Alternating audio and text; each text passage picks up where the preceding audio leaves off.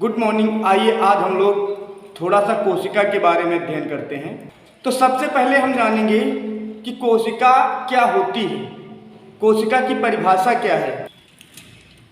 कोशिका को अंग्रेजी में सेल कहा जाता है और चूंकि कोशिका को हम विज्ञान की भाषा में साइटो कहते हैं,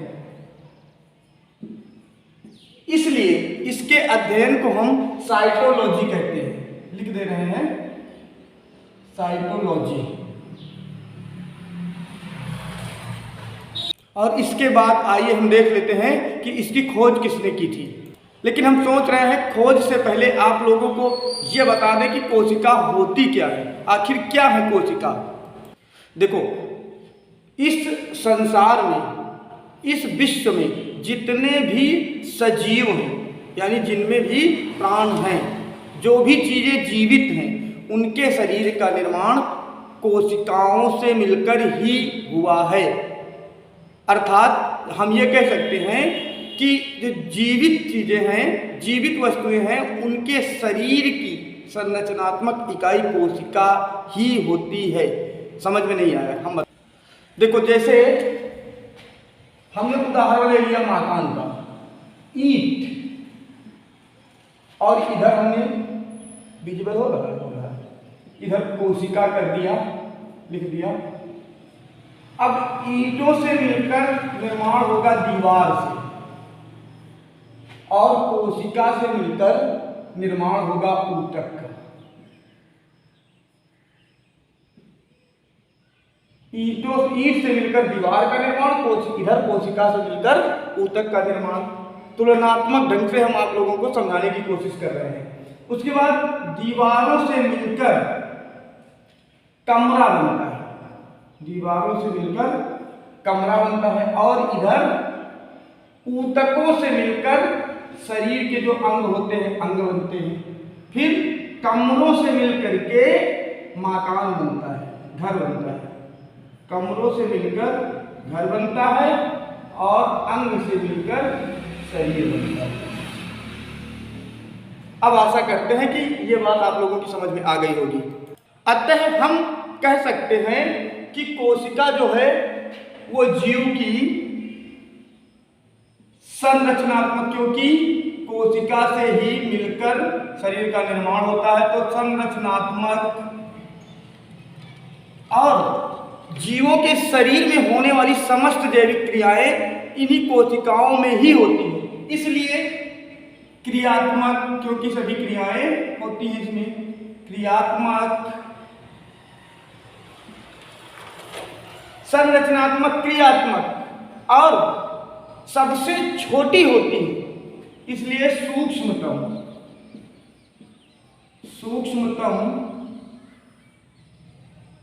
इकाई।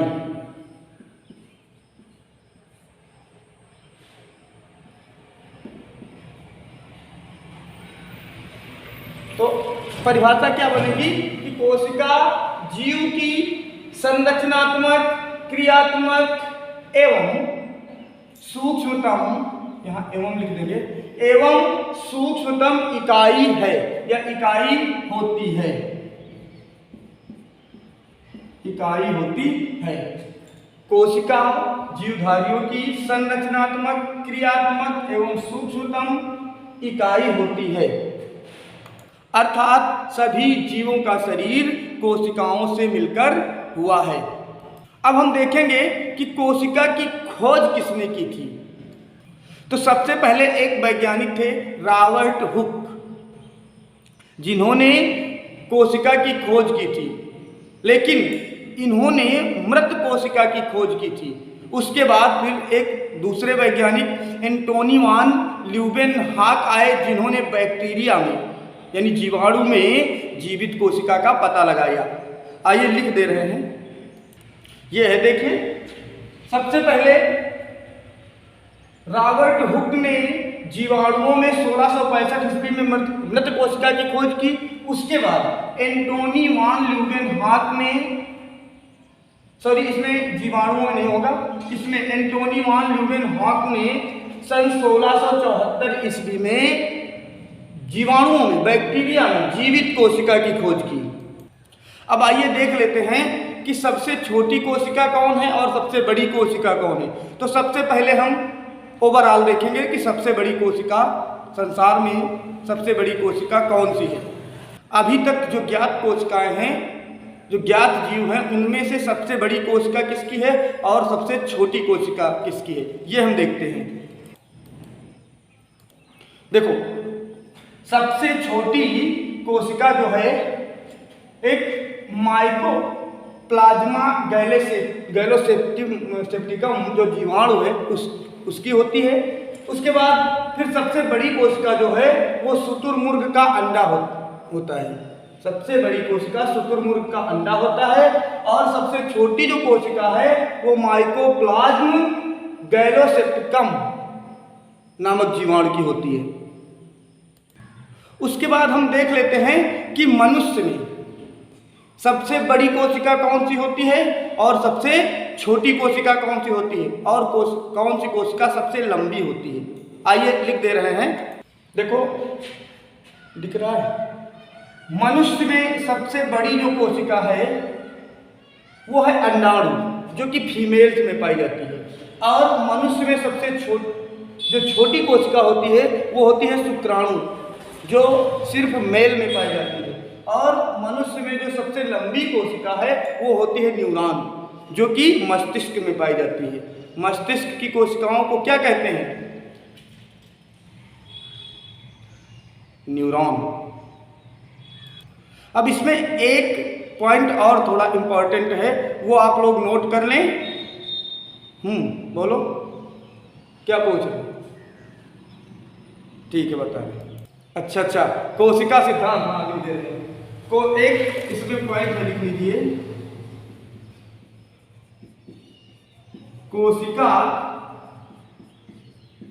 सिद्धांत, कोशिका का सिद्धांत किसने दिया? दो वैज्ञानिक थे जिनका नाम स्लाइडेन एवं स्वान है। स्लाइडेन एवं स्लाइडेन एवं स्वान नामक वैज्ञानिक ने कोशिका सिद्धांत का प्रतिपादन किया। अर्थात इन्होंने ही बताया कि जीवों का जो शरीर है वो कोशिकाओं से ही मिलकर बना है। और कुछ पूछना है? अब पहले तो आप लोग नोट कर लीजिए और आप लोग स्क्रीनशॉट ले लीजिए, उसके बाद फिर आगे।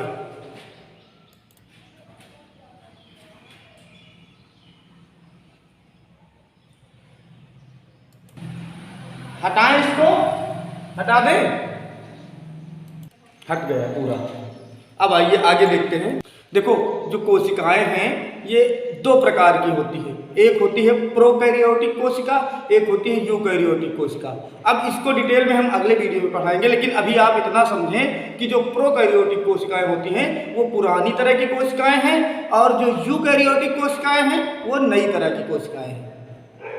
प्रोकैरियोटिक पुरानी तरह की कोशिकाएं और जो यूकैरियोटिक कोशिकाएं हैं ये नई तरह की कोशिकाएं।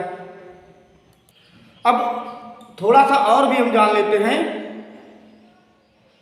कि जो ये प्रोकैरियोटिक कोशिका हैं ये पुरानी तरह के निम्न कोटि के जीवों में पाए जाते हैं और ये उच्च कोटि के जीवों में पाई जाने वाली कोशिकाएं हैं। अच्छा, जो प्रोकैरियोटिक कोशिकाएं हैं ये पुरानी तरह की कोशिकाएं हैं, इसलिए ये पूरी तरह से विकसित नहीं होती हैं। भाई, ज्यादा विकास किसमें होगा? जो चीज लेटेस्ट है, नया है, उसमें। हाँ,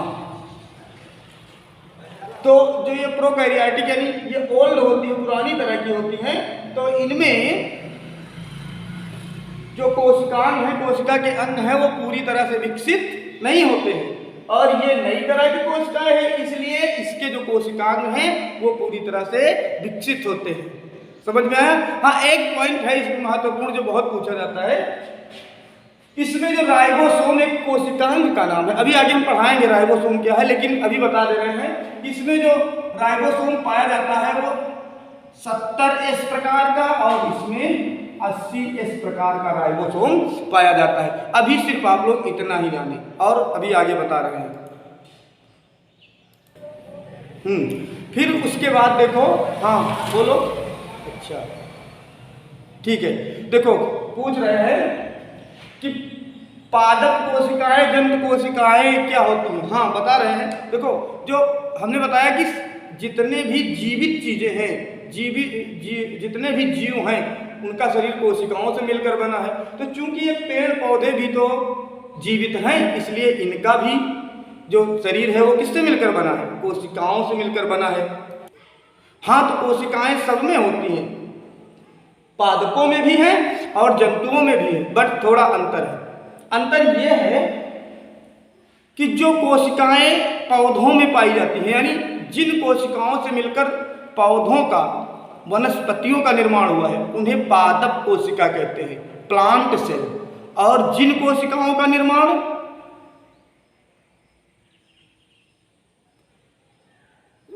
जिन कोशिकाओं से जंतुओं के शरीर का निर्माण हुआ है, उन कोशिकाओं को जंत कोशिका कहते हैं, एनिमल सेल।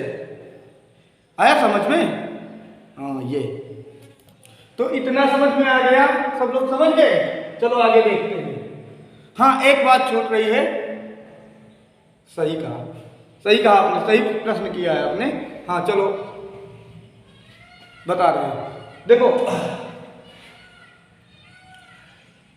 प्रश्न ये है कि कुछ जीव होते हैं एक कोशिकीय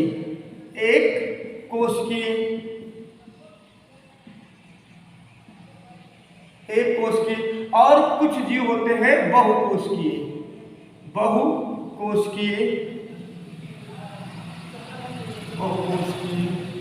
ये क्या है? एक कोशिकीय और बहुकोशिकीय जीव, यही तो आप पूछ रहे हैं।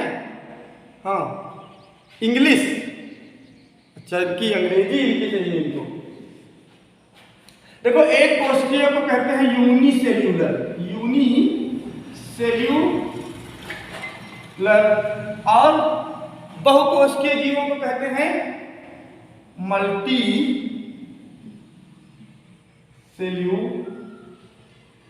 सेल्यूलर। मिल गई अंग्रेजी, अब खुश। चलो तो एक कोशिकीय जीव कौन होते हैं? जिन जीवों का शरीर एक ही कोशिका का बना हुआ होता है। दिख नहीं रहा क्या? विजिबल नहीं है? मुझे तो लग रहा है, आप लोगों को तो दिख रहा है। चलो ठीक है। एक कोशिकीय जीव हम बता रहे हैं कि जिन जीवों का शरीर एक ही कोशिका से मिलकर बना होता है, उन्हें एक कोशिकीय जीव कहते हैं। और जिन जीवों का शरीर अनेक कोशिकाओं से मिलकर बना है, उनको बहुकोशिकीय जीव कहते हैं। समझ गए? हाँ उदाहरण भी बताएंगे। जैसे है अमीबा, पैरामीशियम,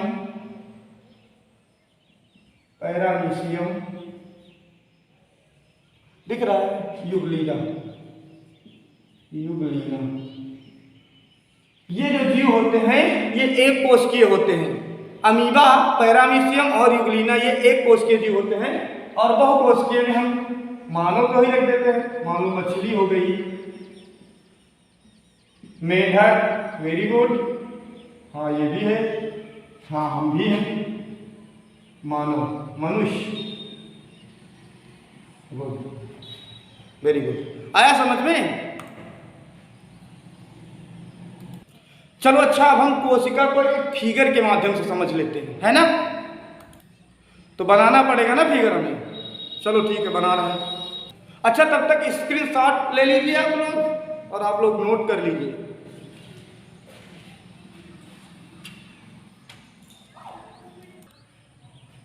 हो गया नोट? आगे बताएं? हाँ बोलो। अच्छा टाइम ओवर हो गया। चलो ठीक है, ठीक है। आगे इसके आगे का हम अगली क्लास में पढ़ाएंगे। ठीक है। और जो आगे पढ़ाएंगे वो पार्ट 2 में आप लोगों को मिल जाएगा। कोशिका पार्ट ये हो जाएगा पार्ट 1, अगले में जो बचा है वो पढ़ाएंगे, हो जाएगा कोशिका पार्ट 2। ठीक है, चलते हैं, अगली क्लास कल आप लोगों को मिल जाएगी। जय हिंद।